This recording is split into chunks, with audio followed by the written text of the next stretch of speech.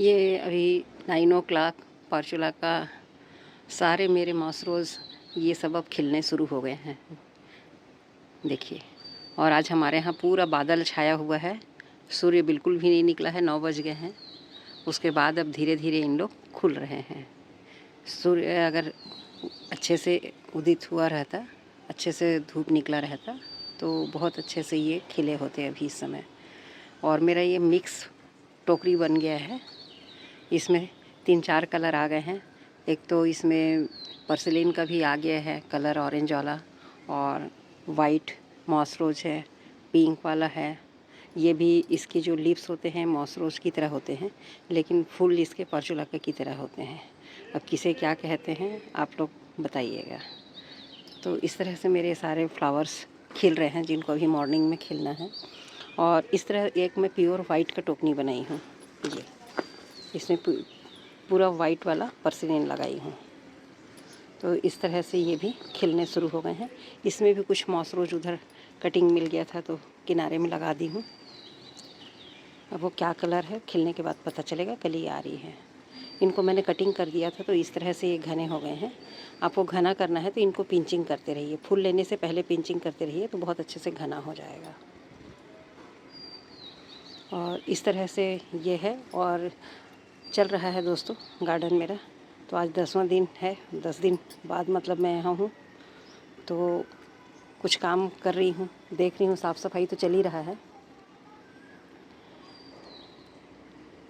तो सुबह की राम राम मित्रों, अभी 9 बजे हैं और बादल पूरी तरह से हमारे यहाँ अभी छाया हुआ है। बिल्कुल बादल देखेंगे तो ऐसा लग रहा है बारिश हो जाएगी।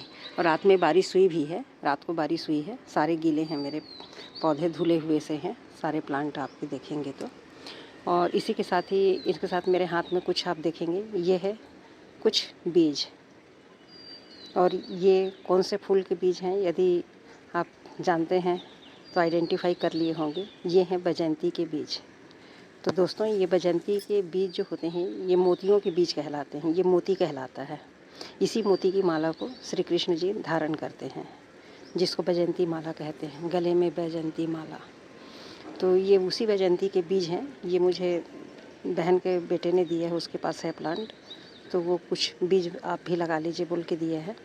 तो इसको मैं जानती थी पर मुझे ये अवेलेबल नहीं हो पा रहा था कहीं, तो ऐसे ही चर्चा के दौरान ये मुझे मिल गया। उनके पास था, बीज निकाल के रखे थे तो उन्होंने दिया। इसकी बीज की खासियत ये है मित्रों कि इसके बीज में ऐसे धागे डले होते हैं, धागे से रहते हैं। उनको आप हाथ से खींच देंगे ना एक, तो यहाँ पे अपने आप होल बन जाता है। ये धागे को खींच के निकाल देंगे तो होल बन जाता है और मोती की तरह होता है। ये मेरे पास जो है ये पूरा वाइट बेस है, एक ही यहाँ पे डार्क दिख रहा है ये वाला, और नहीं तो ये डार्क होते हैं, भूरे श्याम कलर में, ब्राउन, ऐसे मिक्स होते हैं। इसके जो मैच्योर सीड होते हैं ये भी मैच्योर ही हैं, लग जाएंगे। तो उनको इसी तरह से माला बना लिया जाता है, बीच में अपने आप फुल हो जाता है और उसमें से धागा पिरो करके इसको माला गूँथ ली जाती है। और इसकी माला जो है कृष्ण जी को बहुत प्रिय है। तो इसकी छोटी सी कहानी भी आप लोगों से मैं अगर शेयर करूं तो इसकी कहानी ये है मित्रों कि नंद बाबा के गले में ये जो बजंती की माला थी वो नंद बाबा पहनते थे। और नंद बाबा पहनते थे तो जब बाल गोपाल कृष्ण जी थे, वो जब उनके गोद में खेलने के लिए जाते हैं तो आप देखते हैं कि छोटे बच्चे कैसे हमारे ऑर्नामेंटल्स जो हम पहने रहते हैं गले में, कान में, उनसे खेलते रहते हैं, छूते रहते हैं। तो उसी दौरान कृष्ण जी भी नंद बाबा के इस बजंती माला को छू रहे थे, खेल रहे थे। उसी दौरान वो माला टूट जाती है और माला के टूटने से जितने उसके बीज होते हैं, जो माला में पिरोए होते हैं, वो बीज जो होते हैं वो बिखर जाते हैं और बिखर के जहाँ जहाँ गिरते हैं वहाँ वहाँ उनका पेड़ उग जाता है। जहाँ पे वो बीज गिरे रहते हैं वहाँ उनके पेड़ उग जाते हैं और उनके पौधे उग जाते हैं। उन पौधों में जब दोबारा से फूल और बीज आते हैं, इनकी जो फूल आते हैं वो गेहूं की बाली की तरह होते हैं, गेहूं की बाली की तरह दिखाई देते हैं और उसी में ये मोती भी लगे हुए होते हैं। ये जो बीज होते हैं इन्हें ही मोती कहते हैं।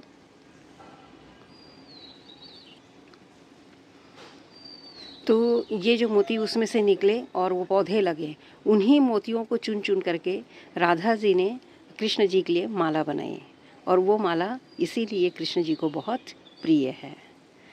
और अभी देखा जाए तो ये पूरे मथुरा वृंदावन गोकुल में इसकी बहुत अच्छे से अब तो ये एक व्यावसायिक स्तर पर इसकी खेती की जाती है और इसके माला वहाँ पर बना करके इसकी मालाएं तीर्थ स्थानों पर बेची भी जाती हैं।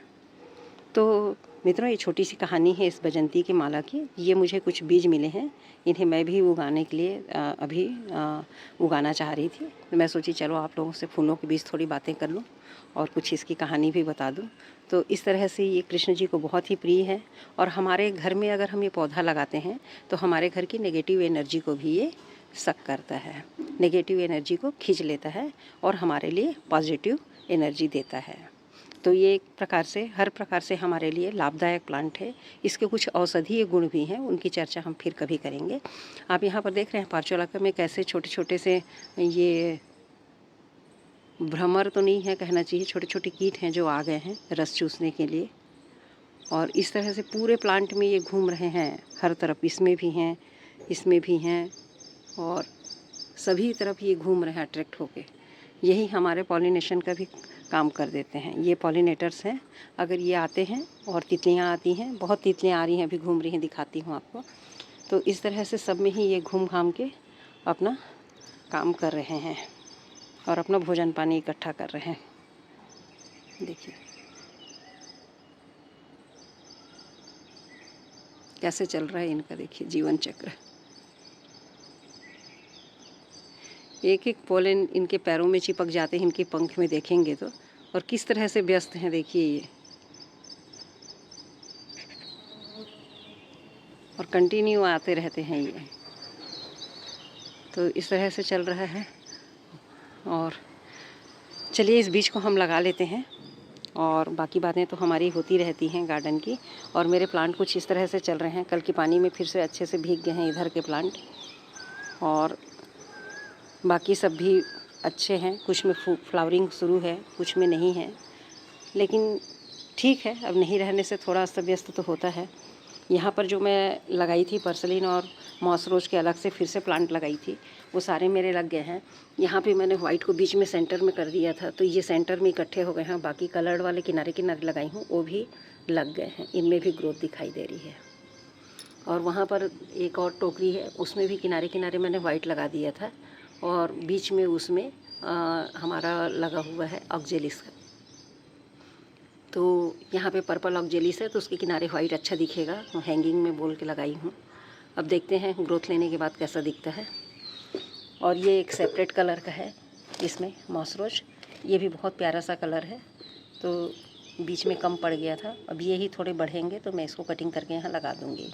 और ये कुछ नए प्लांट इसमें लगे हैं, देखते हैं क्या है। बीज तो मुझे पता नहीं, अपने से उगा है, थोड़ा सा बड़ा होने देती हूँ, पत्ती पहचान में आ जाएगा तो निकाल के फेंक दूँगी। तो चलिए मित्रों, इस बीज को लगा लेते हैं। इसमें मैं पॉटिंग मिक्स भर के रखी हूँ, छोटा गमला है, बाद में हम इसको रिपोर्टिंग करेंगे जब प्लांट हमारे तैयार हो जाएंगे। तो ये जो बजंती के बीज लगाने का जो बेस्ट टाइम होता है वो है हमारा अभी मानसून का टाइम। तो हमारे यहाँ चूँकि कंटिन्यू पानी गिर रहा है और उमस और ह्यूमिडिटी बनी हुई है, इसलिए मैं इस बीज को लगा रही हूँ, वरना 1 महीने बाद लगाती। इसको मैं जुलाई में लगाती या जून 15 के बाद लगाती, पर मौसम इसके अनुकूल है, इसलिए मैं सोची चलो इस प्लांट को हम लगा लेते हैं।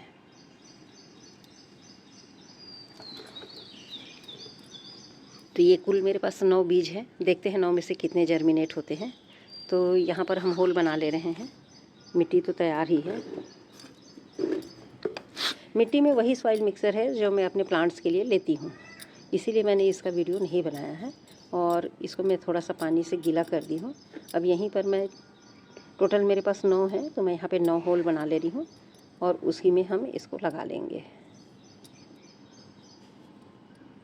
और लग जाएंगे। तो हम इसको फिर बाद में इसको 1-2 महीने के जब प्लांट हो जाएंगे तो हम इसको दूसरे गमले में शिफ्ट कर लेंगे।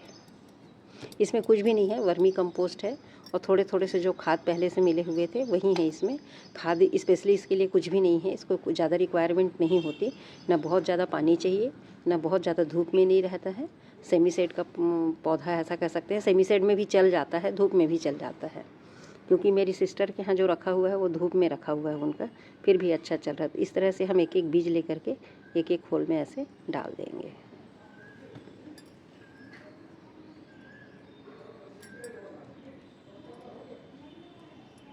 और ऊपर से इसको ढक देंगे।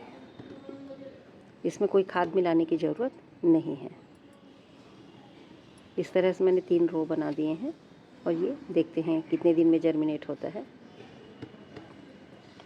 हार्ड है बीज इसका थोड़ा सा, तो भीगेगा जब जाके निकलेगा। मैंने इसको पहले से पानी में सक नहीं किया है। यहाँ स्प्रिंकल कर देंगे हम पानी का, और इस तरह से मैंने पूरे 9 बीज यहाँ पे लगा दिए हैं। उम्मीद है 10-15 दिन में ये आ जाएंगे बाहर। इस तरीके से इसमें हमने बजंती के बीज बो दिए, मोती लगा दिए। मित्रों, आपको भी यदि अवेलेबल होता है, मिलता है, तो आप ज़रूर ये बीज लगाएं और इसके पौधे लगाएं। ये कटिंग से भी तैयार होता है। इसके प्रोपोगेशन की बात करें तो हम इसको कटिंग से भी प्रोपोगेट कर सकते हैं, लगा सकते हैं, बीज से भी लगा सकते हैं। और इसके पौधे जो होते हैं उनके साइड से भी बेबी पफ निकलते रहते हैं, उनसे भी हम इस प्लांट को मल्टीप्लाई कर सकते हैं। तो एक बार ये पौधा आ जाएगा तो आपके बगीचे से कभी नहीं जाएगा। बहुत अच्छा है। इसके फ्लावर्स भी बहुत खूबसूरत होते हैं और बीज तो बिल्कुल उसके आप देखेंगे बहुत फ़ायदे हैं। इस बहुत ही गुणकारी और लाभकारी है हमारे लिए, और हमारे कृष्ण जी के, कान्हा जी के प्रिय मतलब पौधे हैं ये। इनकी मोतियों को हमेशा धारण करते हैं वो, और आप भी इसे पहन सकते हैं, ऐसा कुछ नहीं है। कृष्ण जी को पहना दीजिए पहले, अगर आपके पास ज़्यादा मोती हैं, और यदि धारण करना चाहते हैं तो आप धारण कर सकते हैं।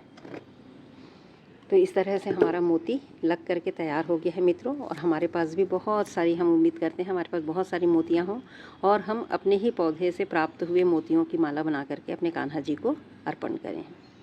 तो धन्यवाद मित्रों, मेरे यहाँ तक मेरी वीडियो को देखने के लिए। मेरे चैनल में नए हैं तो लाइक और सब्सक्राइब ज़रूर करें, और कहाँ से आप देख रहे हैं ये भी कमेंट में बताएं। धन्यवाद मित्रों।